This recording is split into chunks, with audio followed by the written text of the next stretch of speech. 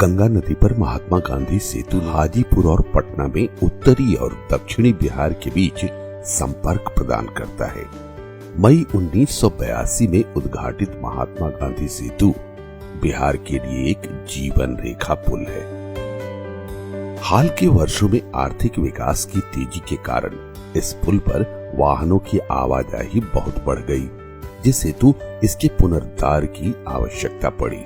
कई जांच पड़ताल के बाद सड़क परिवहन और राजमार्ग मंत्रालय और बिहार सरकार ने एक महत्वपूर्ण निर्णय लिया कि संपूर्ण रूप से इसका सुपर स्ट्रक्चर बदल दिया जाए।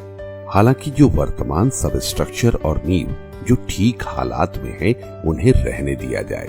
इस योजना की कुल लागत 1742 करोड़ रुपया है तथा ये कार्य एफकॉन से पोस्ट के द्वारा कराया जा रहा है। वर्तमान 4 lane RCC balance cantilever super structure के स्थान पर फुटपाथ, यूटिलिटी कॉरिडोर और एलईडी प्रकाश सुविधा के साथ स्टील ट्रस सुपर स्ट्रक्चर का निर्माण किया जा रहा है। 5.575 किलोमीटर तक फैला महात्मा गांधी सेतु नदी के ऊपर भारत के सबसे लंबे सेतुओं में एक है। पहले चरण में संपूर्ण अपस्ट्रीम लेन के यातायात को वर्तमान डाउन स्ट्रीम लेन में मोड़ दिया गया।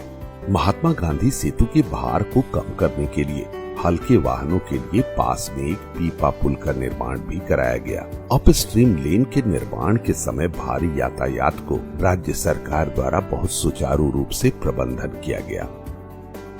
इन सारी व्यवस्थाओं को करके अपस्ट्रीम पुल को तोड़ने का काम प्रारंभ किया गया। वर्तमान पुल 121 मीटर प्रति स्पैन पाट के हिसाब से 46 पाटों में फैला है।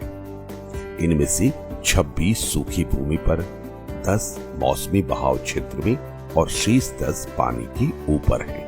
महात्मा गांधी सेतु पवित्र गंगा नदी पर बना है, जो एक संवेदनशील क्षेत्र है, इसलिए मलबे को पवित्र नदी में फेंका नहीं जा सकता।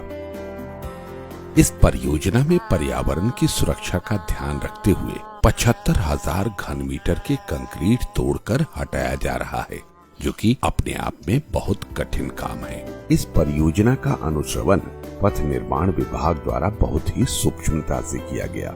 भूमि पर अवस्थित पाटों को तोड़ने के लिए high rich boom jaw cutter, जो कंक्रीट और रीइंफोर्समेंट को काट सकते हैं, का इस्तेमाल किया गया। साथ ही साथ पर्यावरणीय प्रदूषण कम करने के लिए धूल कण विरोधी सप्रेशन सिस्टम प्रदान किया गया। भूमि और जल पाटों से कंक्रीट के टुकड़ों को एकत्रित कर लिया जाता है और मलबा संभालने वाले यार्ड में भेज दिया जाता है, जहां उन्हें आकार बदलकर फिर से प्रयोग के लिए वर्गीकृत कर लिया जाता है और जिसका पर्यावरण पर कम से कम प्रभाव पड़े। तोड़ने के बाद नए सुपर स्ट्रक्चर को सहारा देने के लिए बचे हुए पायर पर परिवर्धित पायर कैप का निर्माण किया गया है। उसके बाद स्टील के नए सुपर स्ट्रक्चर, जो प्रत्येक 720 टन के हैं और जिसमें देश के अलग अलग स्थान पर बनाए मेंबर हैं, को जोड़ा और पायर कैंप के बीच खड़ा किया गया है। इस स्ट्रक्चर में हाई स्ट्रेंथ स्टील का इस्तेमाल किया गया है, जैसे कि भारत भर के दूसरे पुलों यथा रेलवे ब्रिज जैसे चेनाब रेलवे ब्रिज जम्मू और कश्मीर, जेपी सेतु रेल सह सड़क ब्रिज पटना बिहार, बोगीबिल रेल सह सड़क ब्रिज परियोजना असम में उपयोग हुआ है। इस स्टील को इस प्रकार बनाया गया है ताकि नए पुल की जीवन अवधि 100 साल की हो। नए सुपर स्ट्रक्चर को खड़ा करने के लिए 66,360 मीट्रिक टन का स्टील और लगभग 25 लाख नट बोल्ट का इस्तेमाल हो रहा है। भूमि के ऊपर ट्रसेस को खड़ा करने के लिए ग्राउंड सपोर्ट सिस्टम का इस्तेमाल किया जा रहा है। जल क्षेत्र के पाटों के लिए कैंटिलीवर इरेक्शन मेथोडोलॉजी का इस्तेमाल बिना किसी तल के सहारे के स्टील ट्रस को खड़ा करने के लिए किया जा रहा है। उसके बाद स्टील सुपर स्ट्रक्चर के ऊपर आरसीसी डेक और वेयरिंग कोट का निर्माण किया जा रहा है। अग्रणी अभियांत्रिक मानकों का इस्तेमाल करके नया सुपर स्ट्रक्चर महात्मा गांधी सेतु के जीवन को बढ़ा देगा।